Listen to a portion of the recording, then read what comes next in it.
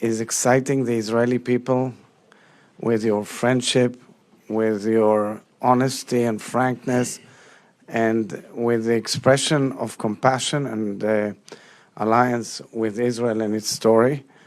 I believe that India is an essential part of the great future of the Middle East. And the Middle East is an essential part of the great future of India. I saw your record number of growth, your economic growth is something that is attracting the whole world. It's fantastic. And I wanted to suggest in practicality that, we see the young Indian people all over the world with their brains and innovation. We see them in universities and colleges and research centers, of course, in India. And I think that with the various changes in the geostrategic situation, including in the possibility of learning in higher institutions around the world, Indian universities and Israeli universities have a golden opportunity of sharing know-how together for the future of our young generations. And I encourage your brilliant young Indian students to come to study in Israel. And I encourage the Israeli brilliant students to study in India.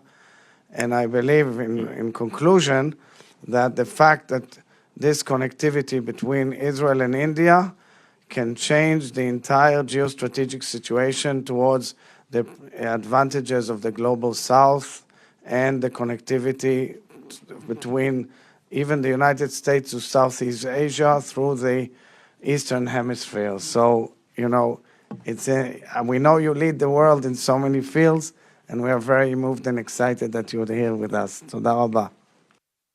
Thank you excellency.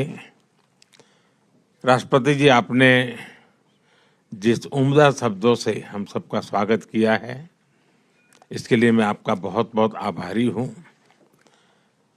और मैं देख रहा हूं कि कल से जिस प्रकार से मेरा और मेरे डेलीगेशन का इजराइल में स्वागत सम्मान हुआ है, वो भारत के प्रति, भारतीयों के प्रति इजराइल के दिलों में जो गहरा लगाव है उसका प्रतिबिंब है।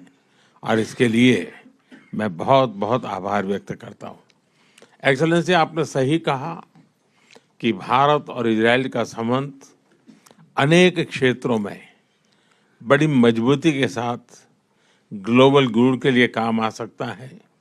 साइंस हो, इनोवेशन हो, एजुकेशनल इंस्टीट्यूशंस हो, और कुछ चीज़ों में तो आपने बहुत बड़ी महारत है, खास करके पानी के संबंध में, एग्रीकल्चर के संबंध में। और भारत इजराइल की बहुत सी अच्छी चीज़ों को आज भी भारत में, खास करके एग्रीकल्चर में लागू करने का प्रयास करता है, और उसके अच्छे परिणाम भी निकल रहे हैं। राष्ट्रपति जी, मेरी खुशी है कि मुझे इसके पहले भी आपको अलग अलग जगह पे मिलने का मौका मिला है। मैंने आपको विचारों की स्पष्टता सुनी है, भारत के प्रति आपका मान सम्मान का भाव देखा है, और इसके लिए मैं भी आपका बहुत आभारी हूँ। और राष्ट्रपति जी, आज मुझे मौका है, जब मैं आपके पास आया हूँ, भारत के लोग आपका स्वागत करने के लिए बहुत उत्सुक हैं, और इसलिए मैं विशेष रूप से आपको भारत आने का निमंत्रण देता हूँ। और मैं आपसे आग्रह करूँगा कि सिर्फ दिल्ली आकर के मत जाना, कुछ समय ज़्यादा निकालना, ताकि भारत के अन्य कुछ स्थानों को भी, वहाँ के लोगों को भी आपका स्वागत करने का अवसर मिले।